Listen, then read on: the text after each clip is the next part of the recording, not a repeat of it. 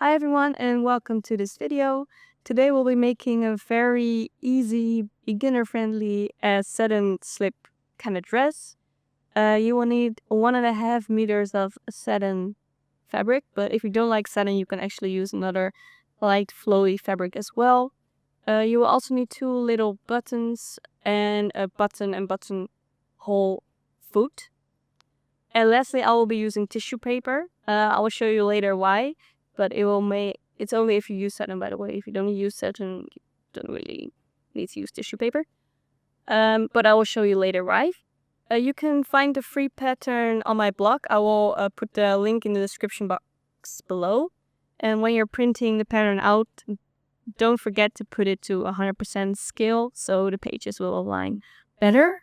And when you tape all the pages together, this is what it should look like in the end. So after cutting these pieces out on paper, we'll need to cut these pieces out again, but on the fabric. So get your fabric and fold a piece as big as this pattern piece over, because the pattern pieces should be cut on a fold. It is very important to make sure the grain of the fabric is contra to the fold, because we don't want to sew along with the grain later when connecting the front piece to the back piece, because this will result in like that bubbly effect satin garments sometimes have. If you don't understand what I mean, I highly recommend you watching this video. It really helped me with understanding this phenomenon. I'll link it below in the description box. Okay, so just align it with the fold.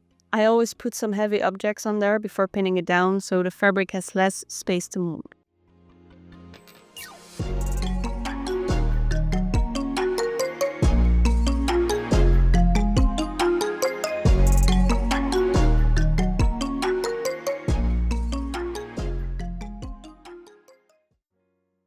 You already saw me cut the little square ones, but we need 2 of those, so I'm using the scraps to cut the second one.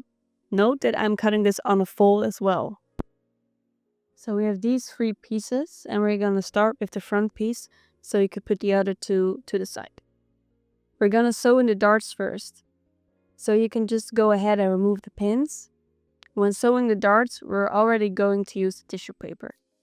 We're using this as an extra layer while sewing, only when we are sewing 2 slippery sides together, like the shiny side of the satin. Otherwise, the fabric just keeps moving and slipping on each other, and it'll result in, less pretty seams. So just put it on the fabric, fold the other side over the dart, and pin it all together.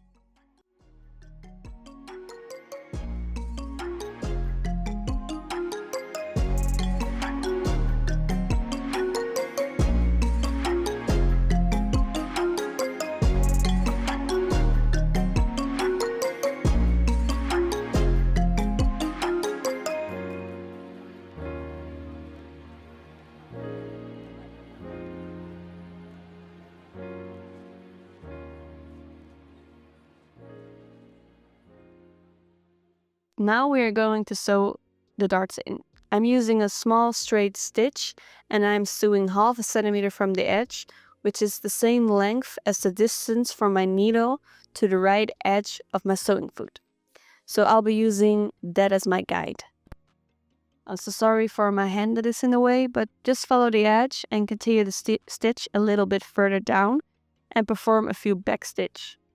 Do exactly the same for the other dart. Afterwards, the front will look something like this, and as you can see, you can just easily rip off the tissue. If you still have some tissue fuzz, no worries, when washing it, it will come off, or just do it manually using some water. So now we'll continue with the neck piece. Unpin the fabric from the pattern pieces, get out your tissue paper again, because we'll be sewing the 2 pieces together. Just align them and pin it together.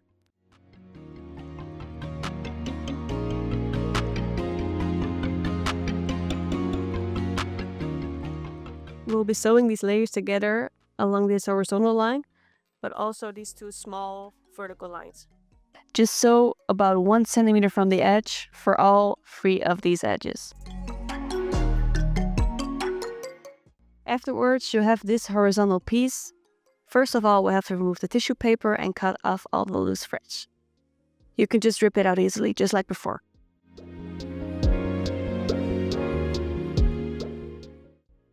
First of all, we're going to pin along the sides.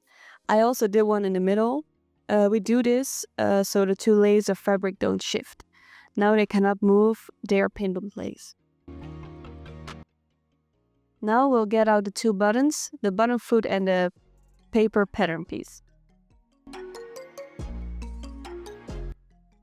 I'm making holes in the pattern piece for where the button should be.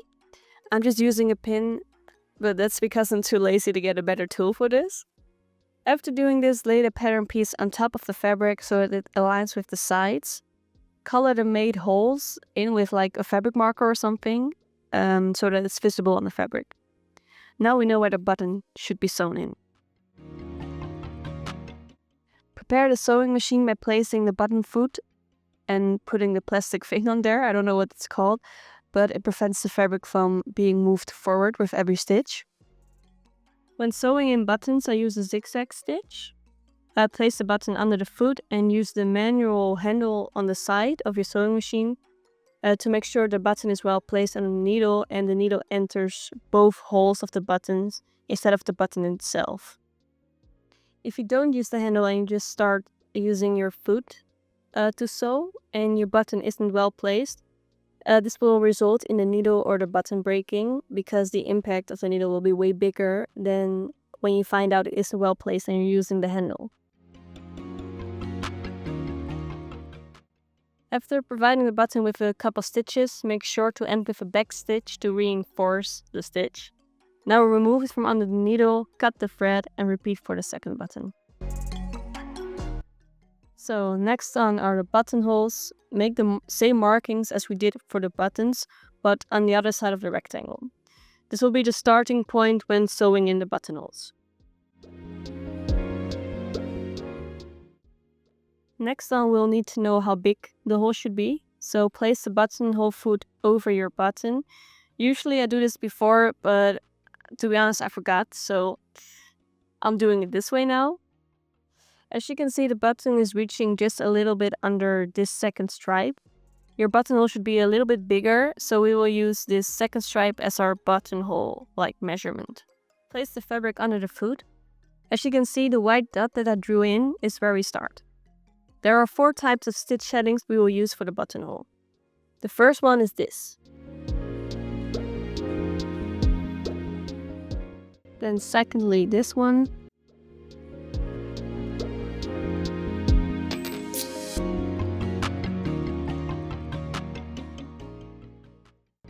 Next on this.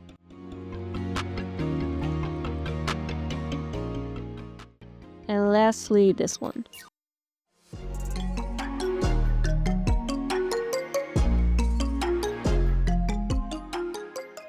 Repeat this process for the second buttonhole.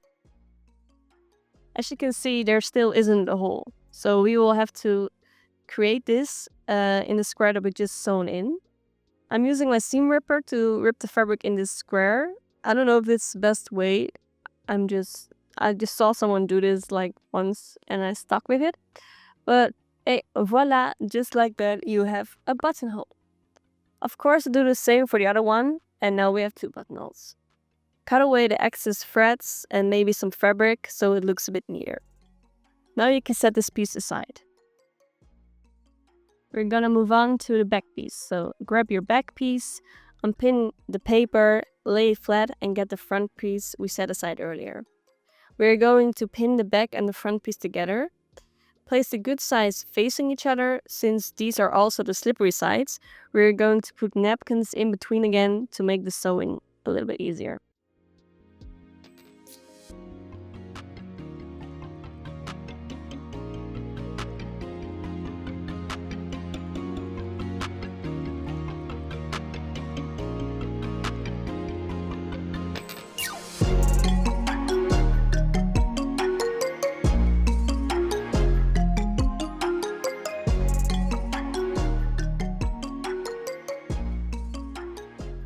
After you've completed the pinning for the entire sides, we are going to just sew along these 2 lines.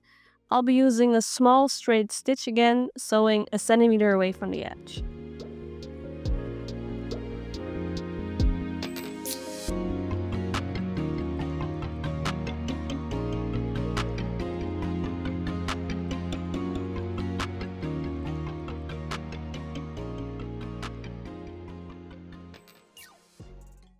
Afterwards, remove the pins as well as tissue paper. If you have some loose threads, cut these as well.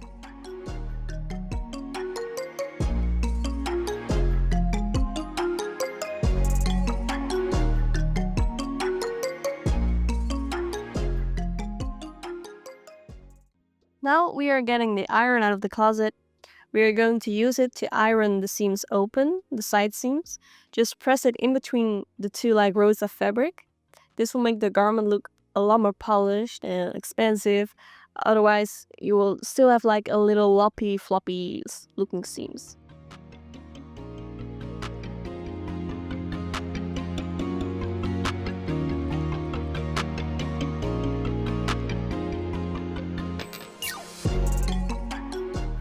The inseams we made earlier in the front piece, we are going to press flat.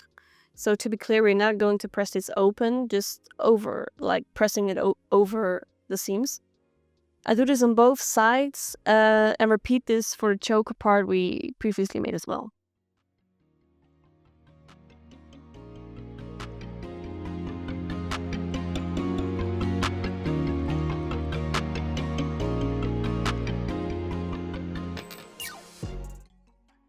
Okay, so we still have to finish the raw edges on the halter line.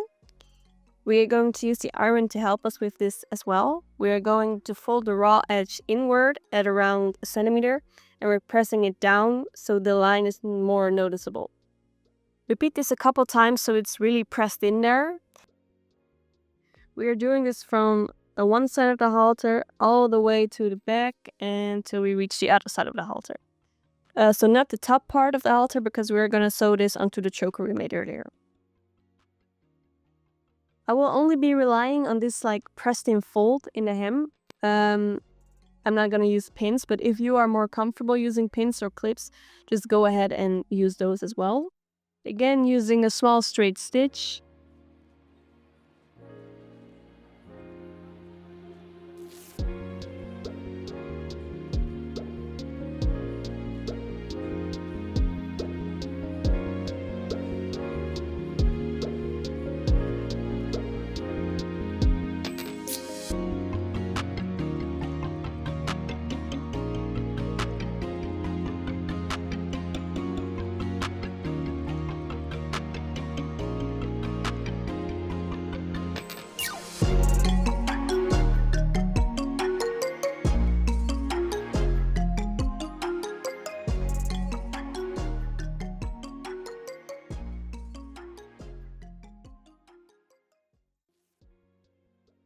Now I'm just cutting away the excess fabric as close to the seam as possible.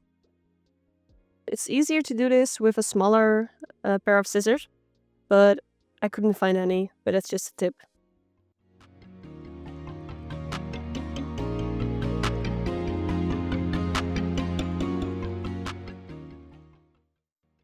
Now I'm just gonna iron in the seam again.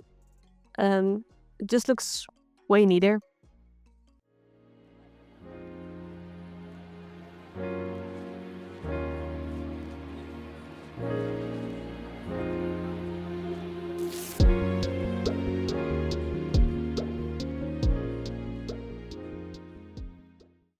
Now that we've hemmed the front part, the halter, we can attach the kind of choker to the neckline. Because we're sewing two slippery sides together again, we're gonna use the tissue paper. To make sure that it's placed correctly, you're gonna mark where the middle of the choker part is. I'm not showing you this, but you have to do this before you're pinning it together, because you will align this middle part to the middle part of the neckline. And from this pinned middle part, you can just pin the edges further along. And you have two side pieces hanging out that are not attached to the neckline.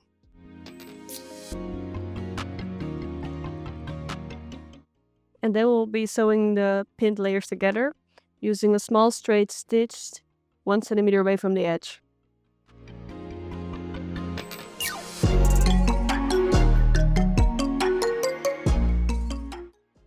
Now we'll also need to finish these little pieces of the choker hanging outside the neckline. And we'll be doing this by folding the raw edges inward towards each other and then sewing these layers together. So you're just gonna fold this side inward, flip it over, fold the other layer of fabric inward, and then sew these two raw edges together so you have a nice and polished hem. I'm also using my iron again to like really define this fold. Otherwise it will just keep flipping open. It just makes your life a lot easier.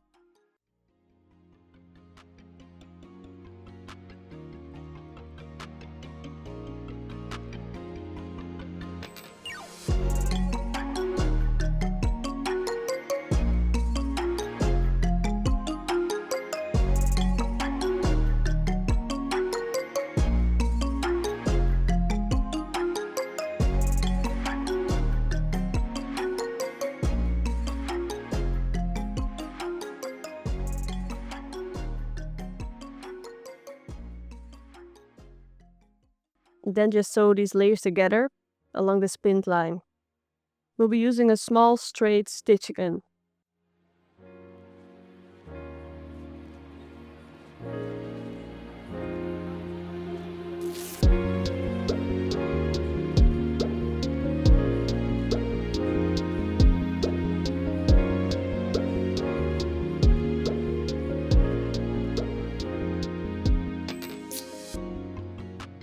Now the only thing left to do is hem the bottom of the dress.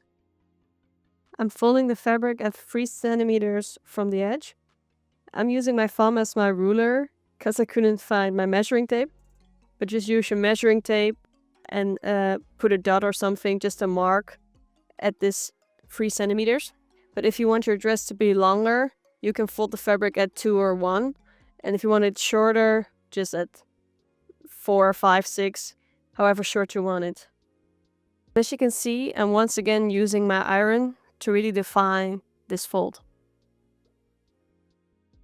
We'll be sewing in the hem really close to the edge. I'm using this line here as an indicator. I'm making sure the right side of the fabric is always following that line.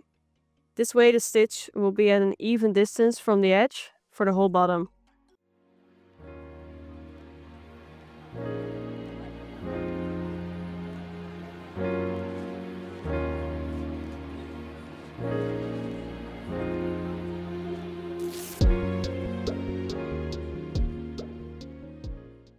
Then lastly, we'll be cutting away the excess fabric as close to the seam as possible, whereafter we'll be ironing the seam flat.